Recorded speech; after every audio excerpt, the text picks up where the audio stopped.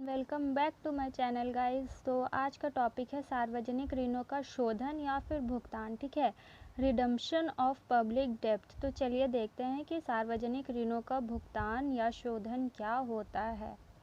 तो सरकार द्वारा जनता से लिए गए ऋणों को चुकाना या ऋण की मूल राशि को लौटाना ही सार्वजनिक ऋणों का भुगतान करना कहलाता है।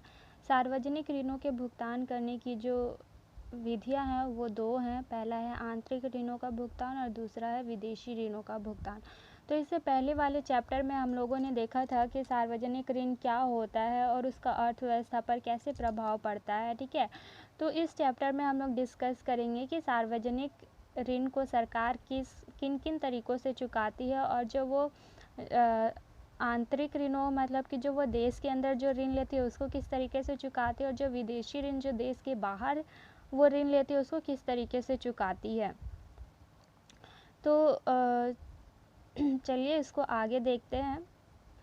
पहला है आंतरिक ऋणों का भुगतान। इसको क्या है, दो भाग में बांटा गया है। पहला है ऋणों के भुगतान से बचाव, ये पहला पॉइंट होगा ए नंबर। ठीक है, ऋणों के भुगतान से बचाव। तो चूंकि इसके अंदर बहुत सारे पॉइंट्स के अंदर भी बहुत सारे पॉइंट्स है तो बिल्कुल भी कंफ्यूज मत होइएगा, एक एक करके सबको हम लोग देखेंगे। ठीक है, तो ए नंबर के भी अंदर 1 नंबर आएगा जिसमें आता है सार्वजनिक ऋण की अस्वीकार्यता। जब सरकार ऋण संबंधी अपने दायित्वों का पालन करने से इनकार कर देती है तो इसे ऋण की अस्वीकार्यता कहते हैं। ऋण की अस्वीकार्यता भी क्या होती है, दो प्रकार की होती है। ठीक है, मतलब कि सरकार ऋण तो लेती है लेकिन उसको चुकाने के लिए वो क्या करती है कि मतलब अस्वीकार कर देती है, हम उसको नहीं चुकाएंगे। ठीक है, तो उसको क्या बोला जाता है, ऋण की अस्वीकार्यता।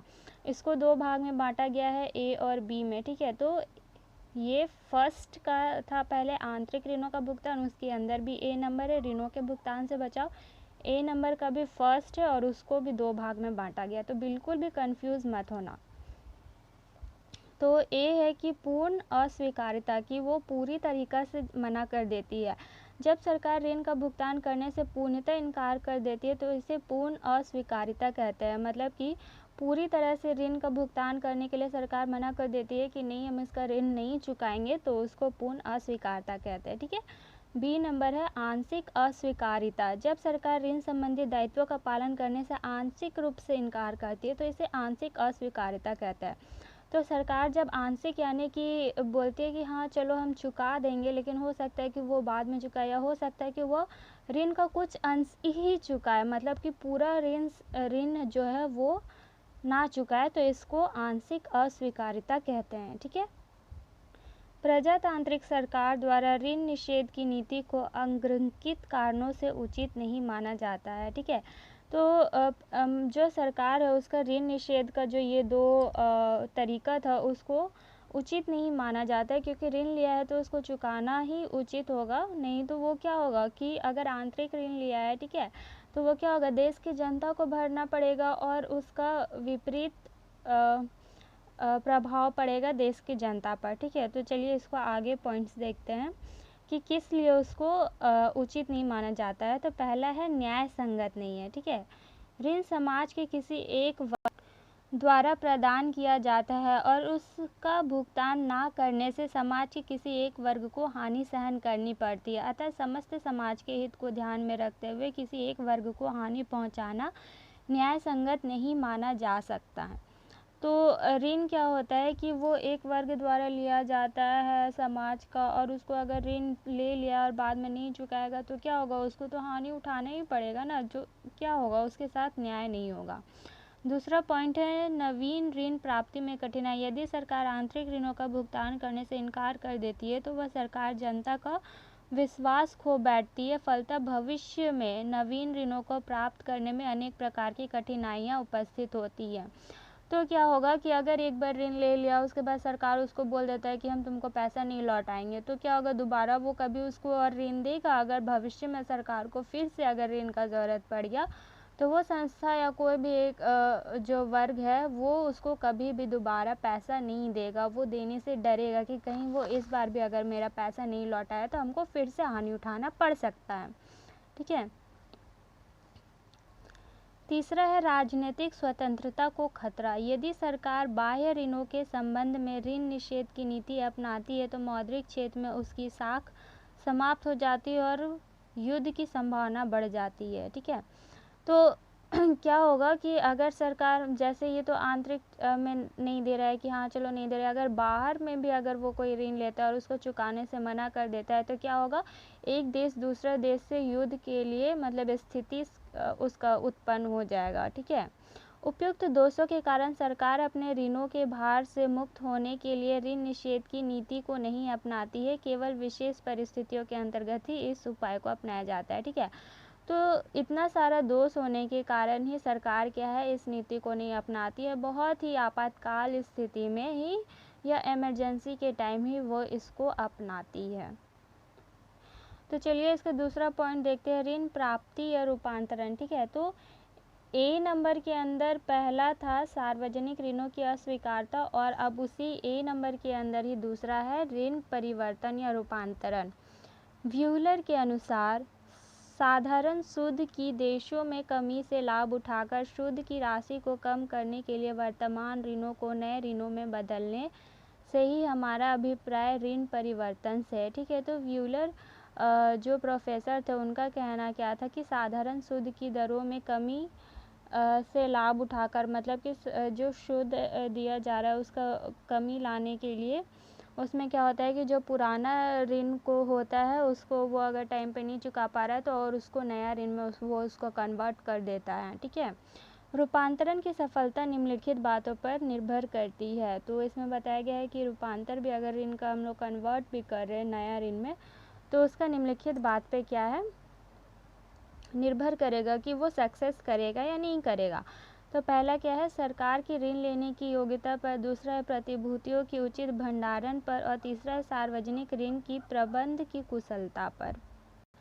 तो जो दूसरा पॉइंट था इसका भी आलोचना प्रोफेसर डाल्टन के द्वारा किया गया है। उन्होंने निम्नलिखित पॉइंटों के आधार पर इसकी आलोचना की है। तो इसका पहला पॉइंट है बचत का न्यून होना। ऋण परिवर्तन करने से सरकार को ब्याज के रूप में न्यून मात्रा में ही बचत प्राप्त हो पाती है। ठीक है, तो उनका क्या कहना था कि अगर ऋण परिवर्तन करते हैं, पुराना ऋण को अगर हम लोग नए ऋण में कन्वर्ट कर देते हैं तो बचत क्या होगा, हम लोग का ज़ीरो हो जाएगा।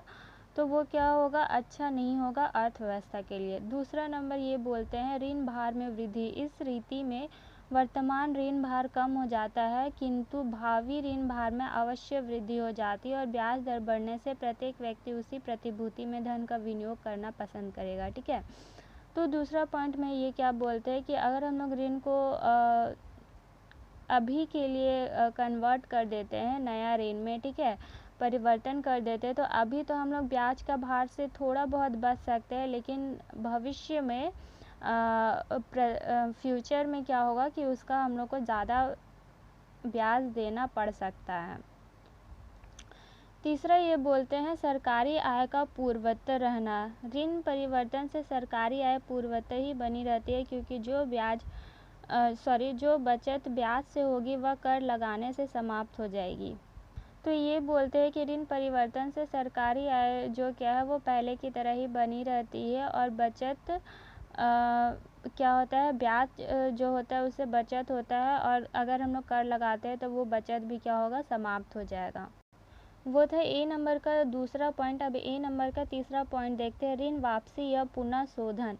यदि किसी ऋण की भुगतान तिथि आ गई है और सरकार उसका भुगतान करने की सुविधाजनक स्थिति में नहीं है तो पुराने ऋणों के स्थान पर नए ऋण जारी करके सरकार ऋण के भुगतान को आगे के लिए टाल सकती है। ठीक है, तो इसमें क्या होता है कि अगर अभी समय आ गया है सरकार को सारा पैसा लौटाने का और उन लोग के पास अभी भी पैसा नहीं है उतना कि वो लोग सारा पैसा एक साथ लौटा सके, तो वो लोग क्या करेगा, नया ऋण पुराना ऋण को नया ऋण में कन्वर्ट कर लेगा और उसको आगे के लिए टाल देगा, जिससे कि उन लोगों को कुछ समय मिल जाएगा पैसा इकट्ठा करने के लिए ताकि वो लोग उसको पूरा चुका सकें।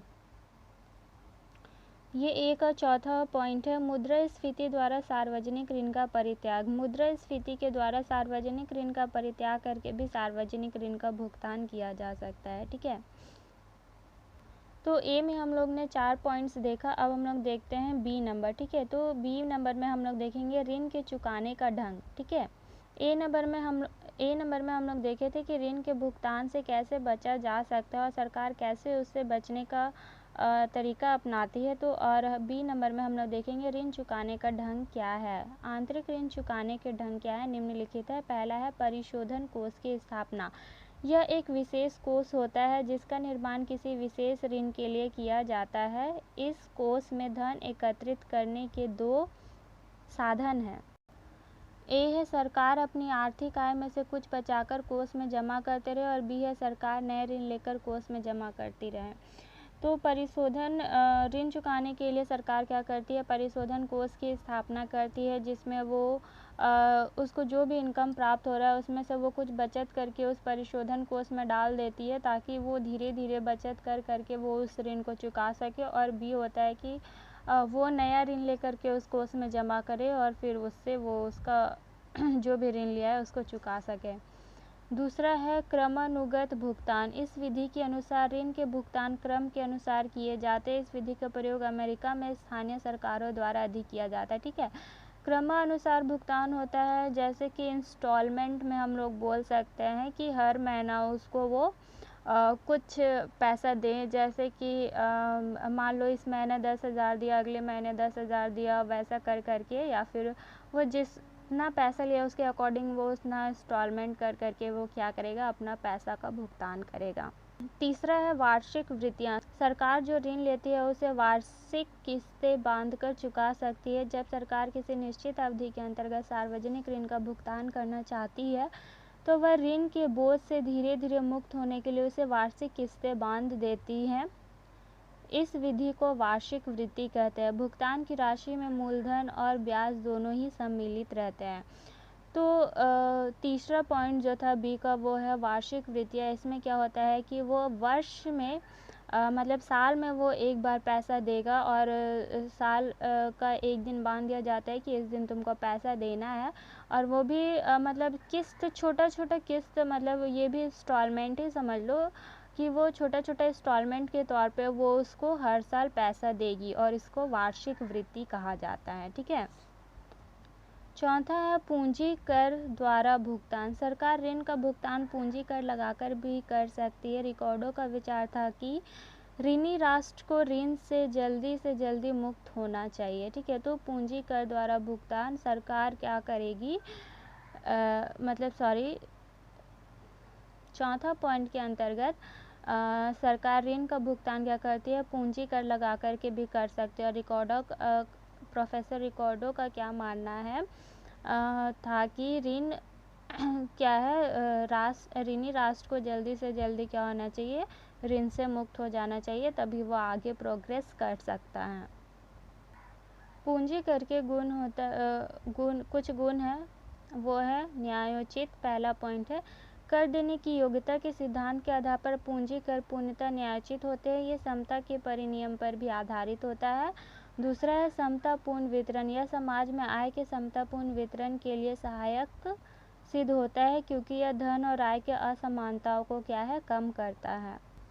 तीसरा है स्फीतिक दबाव। यह अमीर उपभोक्ताओं की अतिरिक्त व्यय शक्ति को कम करता है जिसका कारण अर्थव्यवस्था का उस सीमा तक स्फीतिक दबाव क्या होता है, कम हो जाता है। चौथा है आसानी से अदायगी। युद्धकालीन स्थिति के कारण लाभ कमाने वाला वर्ग आकस्मिक लाभ कमाता है, इसलिए वह बिना किसी कष्ट के पूंजी कर की राशि को आसानी से अदा कर सकता है। ठीक है। और पांचवा है मनोवृत्ति का लाभ। सरकार को युद्ध पश्चात मनोवृत्ति का लाभ उठाना चाहिए। इस समय लोग त्याग करने के लिए तैयार रहते हैं।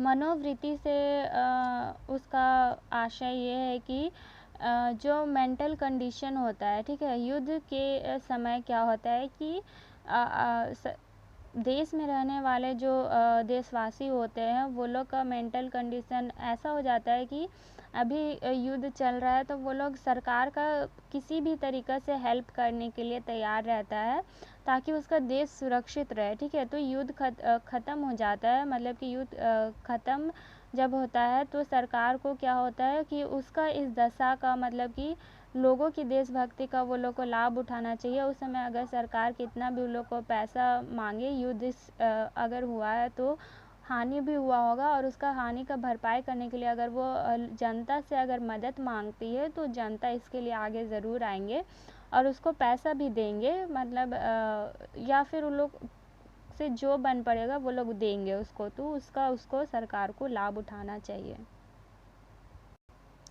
ऋण शोधन के लिए पूंजी कर को लगाने के बारे में इसकी बहुत से कारणों से आलोचना भी की गई है, जो कि निम्नलिखित है। पहला है पूंजी कर बचत पर दंड के समान साबित होता है, क्योंकि जिन्हें बचत करके संपत्ति जमा की है उन्हीं को यह कर अदा करना पड़ता है। दूसरा है पूंजी कर से लोगों को यह भय उत्पन्न हो जाता है कि सरकार दोबारा भी पूंजी कर लगा सकती है। तीसरा है पूंजी कर विदेशी पूंजी के आंतरिक प्रवाह को रोकता है। चौथा है पूंजी कर से पूंजी बाजार में उथल पुथल उत्पन्न होने का भय रहता है। पांचवा है पूंजी कर को लगाने से प्रशासनिक कठिनाइयों का भी सामना करना पड़ता है। तो ये था चौथा पॉइंट जो पूंजी कर लगाने के बारे में बोल रहा था, उसका हम लोग गुण भी देखे और ये उसका आलोचनाएं भी देख लिए हैं।